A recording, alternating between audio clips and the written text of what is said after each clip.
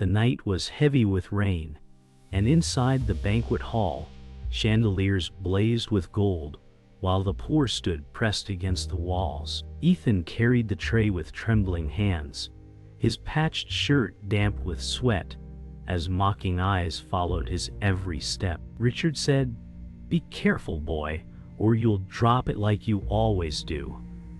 Laughter erupted, each note piercing deeper than any blade. Lady Margaret waved her jeweled hand, commanding silence, then coldly declared, "This servant should never have been allowed near our table." Ethan's mother, Grace, sat silently in the shadows, her tired eyes watching as her son endured humiliation meant to crush his spirit. Ethan bowed his head, whispering softly, "I will not break," though no one heard him. The witness, Samuel, observed quietly, noting how the hall that shimmered with wealth seemed darker than the storm outside. Richard lifted a glass, sneering, "A worthless boy will always be worthless." The hall laughed again, but within Ethan's eyes flickered a storm, silent yet unyielding, unseen by those who believed they had destroyed him. Morning light broke through shattered clouds, but Ethan rose with heavy limbs, carrying crates at the marketplace. Every step dragged the memory of last night's laughter deeper into his chest. A merchant muttered, "That boy is cursed to serve forever." Ethan bit his lip and kept lifting, his back straining, his silence stronger than words. Grace followed quietly behind, placing apples on stalls with hands that had bled from years of labor. She whispered, "One day, Ethan, this will change," though even she wondered if hope was betrayal. Samuel passed through the crowd, unseen but watchful, noting how Ethan's strength came not from muscle but from the fire no one could crush. The streets were alive with clamor, yet in Ethan's heart echoed only the cruel sneer of Richard and the cold decree of Margaret. He carried the weight of more than crates. He carried the weight of their scorn. By midday, Richard rode through the market on a polished black horse, silk glimmering in the sun, while townsfolk bowed. He spotted Ethan bent under a crate and sneered, "Even the dirt looks more noble than you." The crowd laughed nervously, afraid of Richard's wrath. Ethan straightened, his arms shaking, but his eyes did not falter. Grace clutched her apron, silently praying her son would not provoke danger. Samuel leaned against a cart, noting how Richard's pride grew only when others knelt. The horse pawed the earth, its hooves striking like mock applause. Ethan whispered to himself, "One day." Richard's laughter echoed as he rode away, leaving dust and shame behind. That evening, the banquet resumed in the great hall, where Lady Margaret's voice carried like iron through silk. She declared, "Our house thrives on purity and strength, not pity for beggars." Her words pierced Ethan like arrows as he stood again to serve, every movement scrutinized by the wealthy who believed they owned his fate. Richard leaned close to his father, whispering smugly, "He deserves nothing but chains." Ethan's hands trembled, but his eyes held steady as he placed a dish on the table. Grace bowed her head in silence, but Samuel's gaze shifted between them all, sensing the cruelty building like thunderclouds waiting to break. The hall feasted, but Ethan tasted only the ashes of dignity denied. Night deepened, storm clouds returned, and Samuel stood alone outside the estate, staring at the glowing windows where laughter roared. He whispered, "They think cruelty is power, but power fades." Inside, Ethan lay awake on a straw mat, his fists clenched against the darkness. Grace whispered prayers, her voice trembling with fatigue yet heavy with hope. In the hall, Richard and Margaret drank, their laughter cutting through the walls like knives. Samuel closed his eyes, seeing not the wealth inside but the truth, that dignity can outlast fortune. The rain began again, striking the earth like drums of fate, heralding storms none of them yet understood. Ethan's hands were blistered from carrying sacks in the muddy fields, his back bent beneath weight, heavier than grain. He wiped sweat with his sleeve and whispered, "This cannot be my fate forever." Grace trudged beside him, silent but steady, her frail figure carrying more pain than strength. Farmers glanced at Ethan and muttered that he was cursed to labor until death, words that cut sharper than stones. Yet Samuel lingered nearby, observing from under a broad hat, his eyes noting how the boy's silence carried a defiance others failed to see. The sky above was pale gray, heavy with storm's promise, but Ethan's spirit burned quietly beneath. Though every lash of fate pressed him down, his heart clung to a truth no one could erase. He would not die worthless. The small cottage flickered with dim candlelight as Grace set down a bowl of thin soup. She whispered, "Eat, Ethan, I have no hunger tonight." Though her stomach groaned louder than her voice, Ethan shook his head, pushing the bowl toward her, his jaw clenched with stubbornness.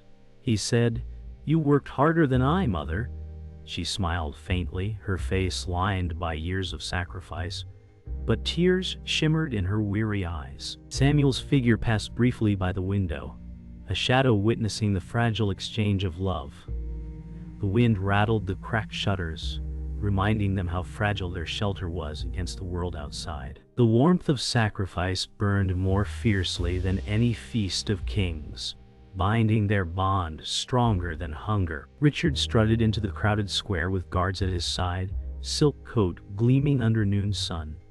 He called out, "Behold the servant boy, too weak to stand among men," as his finger jabbed toward Ethan. Laughter rose, cruel and sharp, echoing against stone walls. Ethan froze, his fists clenching by his sides, but his eyes burned defiance that he dared not voice. Grace pulled at his sleeve, whispering, "Do not answer, Ethan. Their cruelty feeds on anger." Samuel, hidden in the throng, shook his head at the spectacle, his heart heavy with disgust. Richard grinned wider, fueled by the mockery he commanded, but beneath his arrogance flickered fear.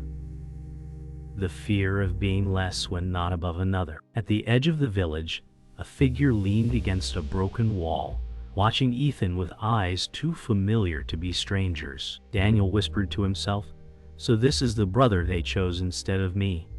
His clothes were worn, but his jaw bore the same sharp lines as Richard's, his stare a mirror of both wealth and suffering. Ethan passed nearby, unaware of the gaze fixed on him, burdened with firewood and silence. Grace's footsteps faltered as if sensing the shadow of a secret. Samuel caught sight of Daniel and narrowed his eyes, realizing that fate had placed another thread into the weaving storm. Unknown blood, hidden ties, and the truth of lineage lingered like thunder yet to break. That night, Samuel wrote by candlelight in a tattered book, his quill scratching quietly as rain struck the roof. He wrote, "The boy endures while the wealthy feed on cruelty, yet storms gather that will not spare them." He paused, looking out through broken shutters toward the manor glowing in distance. Ethan lay restless on his mat, whispering, "I will not stay in chains." Grace wept softly beside him, her prayers lost to the night. Beyond, Daniel stood beneath the dripping eaves, staring at the sky, his jaw set in rage and longing. Samuel's pen scratched again.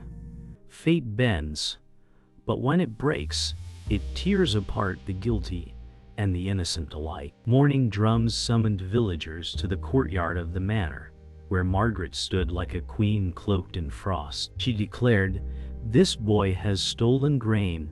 His shame is his own." Ethan was dragged forward by guards, his protests drowned in the crowd's whispers. Grace cried, "He is innocent," but her voice was swallowed by stone walls. Richard smirked, leaning against a pillar, whispering, "Finally, he will know his place." Samuel's heart pounded as he watched injustice unfold, helpless yet burning with fury. Daniel lingered in shadows, lips curling bitterly, torn between vengeance and silence. Ethan's eyes did not falter even as chains bit his wrists. His spirit roared, though his voice stayed still, his dignity unbroken. In the kitchen hall, Grace pressed against the wall as she overheard Margaret speaking with Richard. Margaret hissed, "The seal must remain hidden, or the past will consume us." Richard scoffed, "No one will believe a beggar has claim to our blood." Grace's breath caught, her trembling hands pressed to her mouth. Samuel, entering quietly with supplies, froze as he heard the words spill into air heavy with dread. Outside, Ethan worked in chains, unaware of truths tied to his suffering. Grace's eyes burned with a secret she could no longer hold, a truth that could unravel the power of those who crushed them. That evening, Richard summoned men to the courtyard and declared, "This boy must vanish before rumors stain our name." His voice carried like venom, and the guards bowed to his command. Ethan stood chained, staring silently as the words struck deeper than whips. Grace fell to her knees, begging, "Please, spare him. He has done nothing." Richard's sneer only deepened as he replied, "A weed must be cut before it grows tall." Samuel clenched his fists, rage trembling through his body. Daniel's figure shifted in the shadows, his jaw tight with choice. The courtyard became an arena of cruelty, with Ethan's dignity standing taller than the stones around him. Daniel stepped from the shadows, his voice sharp as steel. "You call him worthless, yet he bleeds the same blood as you." The courtyard fell silent, eyes snapping toward the forgotten sibling. Richard froze, his smirk faltering at the undeniable resemblance.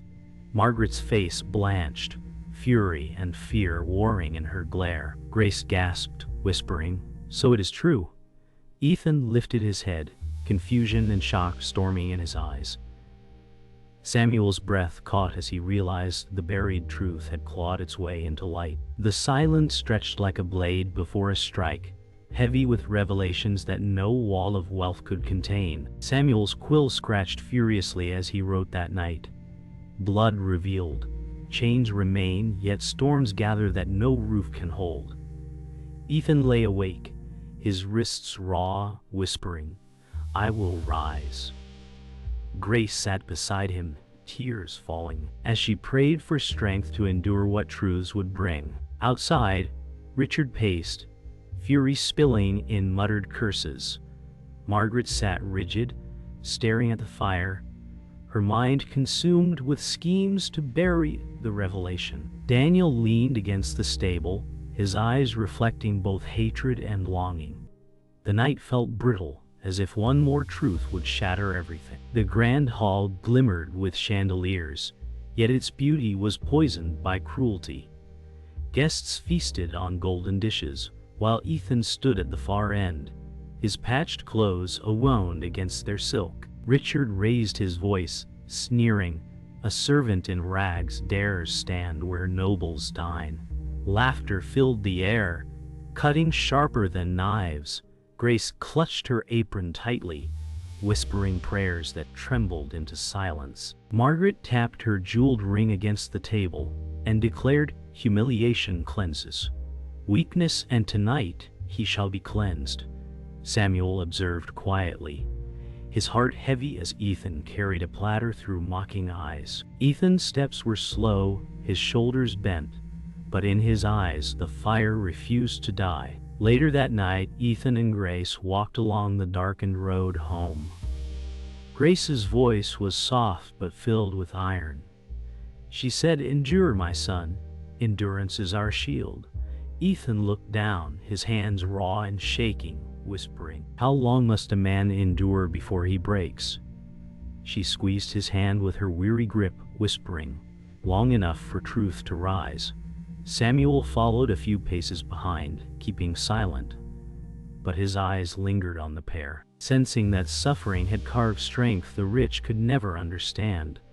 The moon cast silver light over their bent figures, yet within their shadows, dignity glowed brighter than wealth. The next day, Richard arrived at the market with silk banners fluttering behind him. He called out, "See the beggar boy among you. Let him kneel for bread."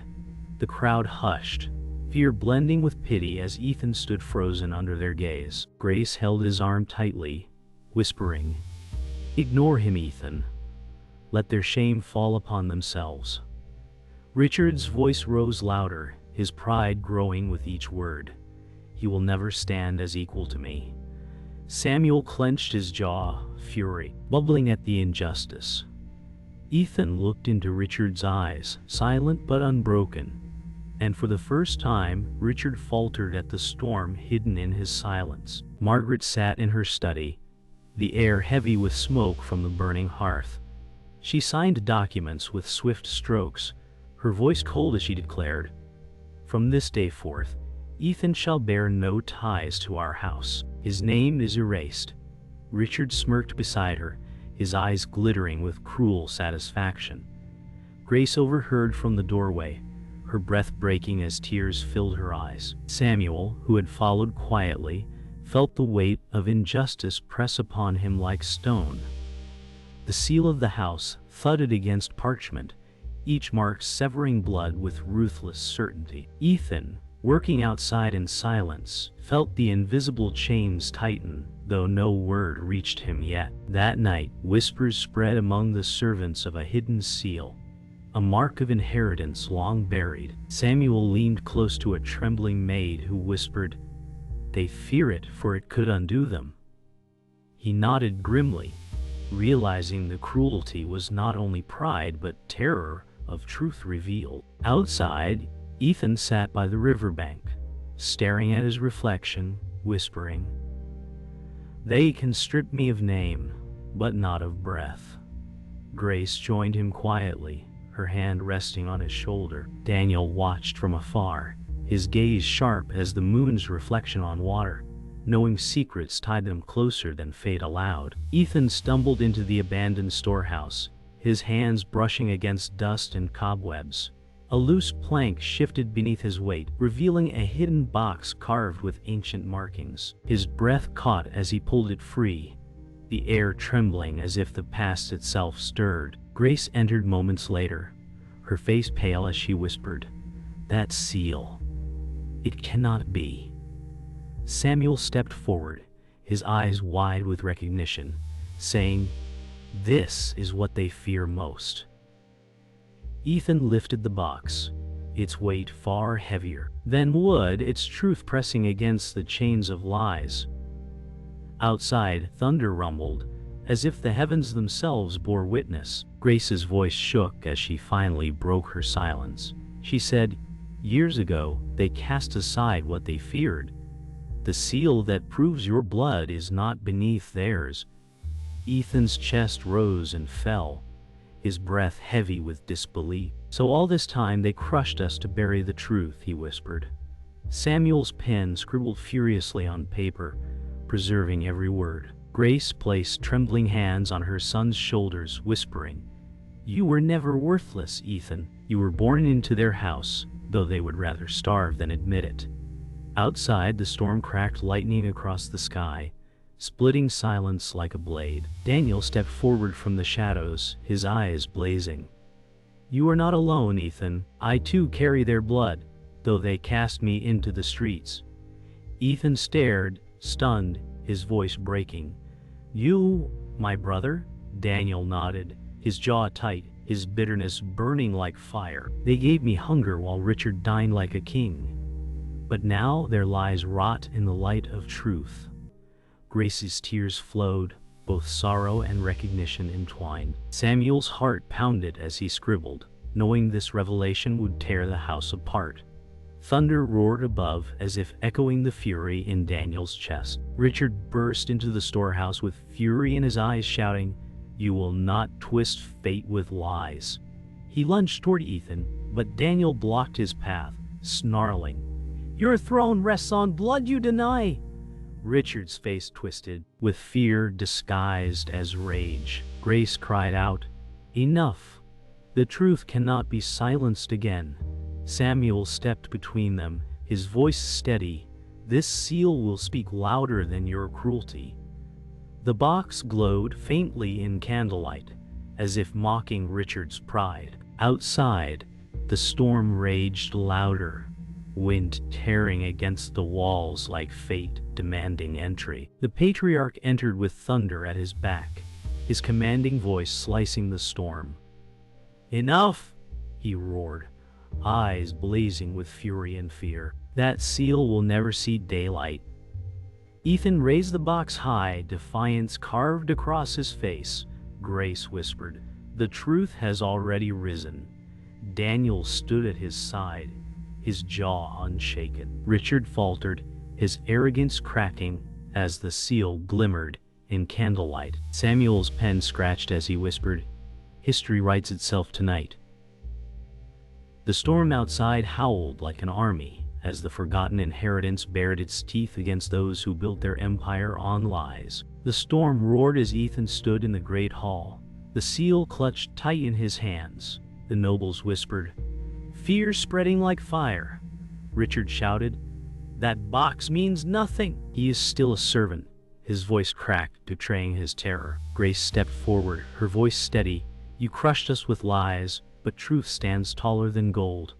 The patriarch rose from his chair, his presence heavy as stone.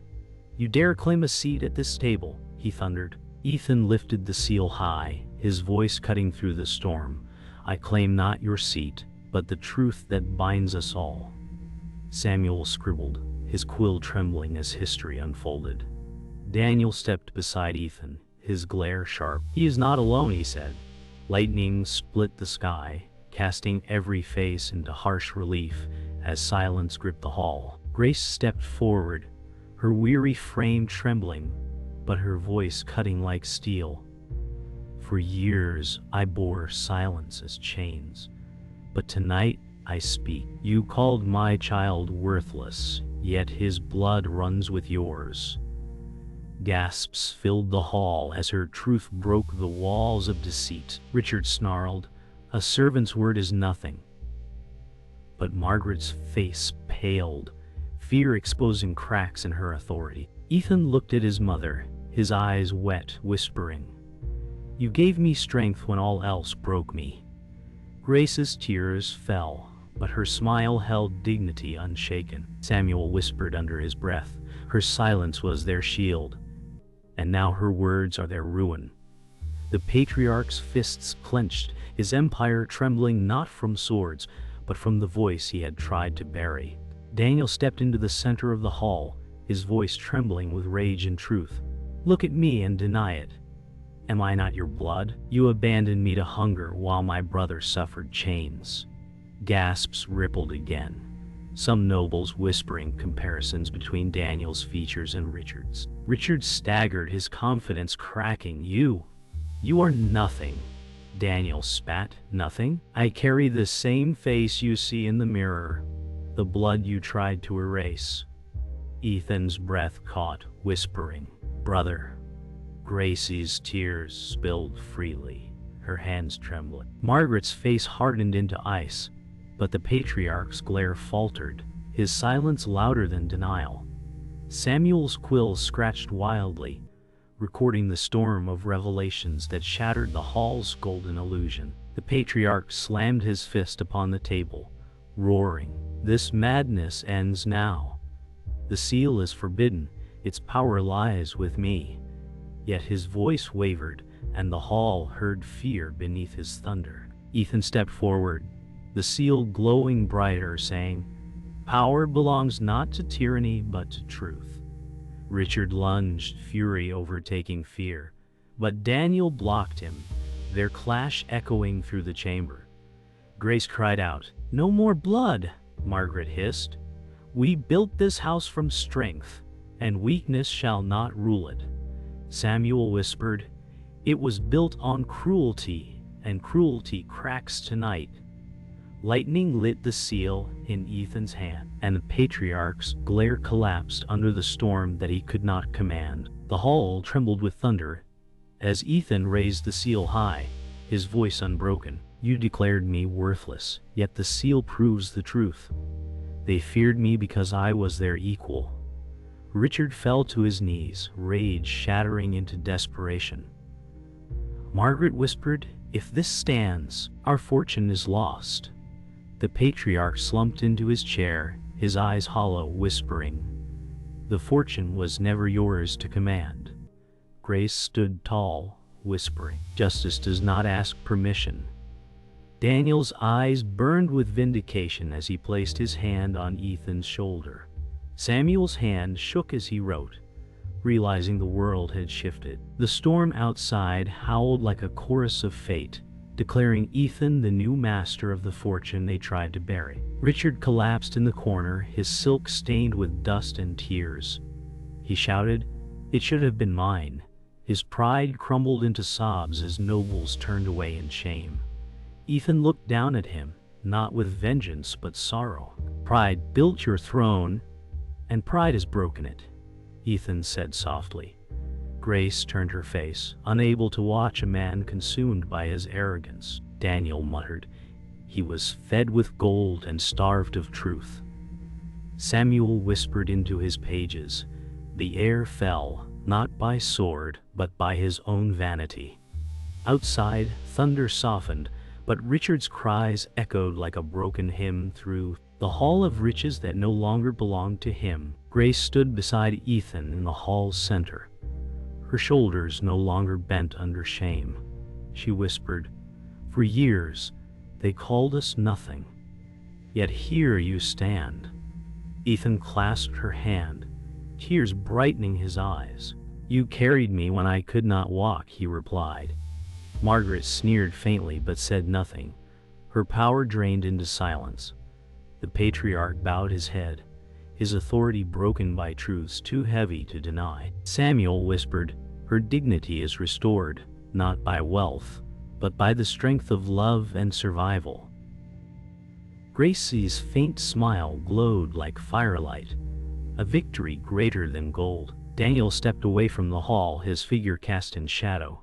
He whispered, "I fought for truth, but envy claws at me still." Ethan called out, "Brother, stay with me." But Daniel shook his head. "Your path is yours, mine is my own." Grace's face fell, tears brimming, but she did not stop him. Samuel wrote, "The forgotten sibling walks away, carrying fire too heavy for peace." Daniel's footsteps echoed into the storm's fading silence. A man torn between justice and wounds that refused to heal. Samuel stood before the ruined feast table, his quill scratching with finality.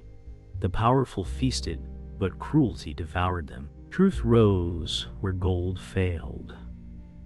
He looked upon Ethan, Grace, Richard, and the patriarch, each figure marked by fate. He whispered, "I record not for nobles but for the nameless who endure." His words felt like a blade across history, cutting lies into fragments. Ethan glanced at him, nodding quietly, as if understanding the role of witness was as vital as the role of victor.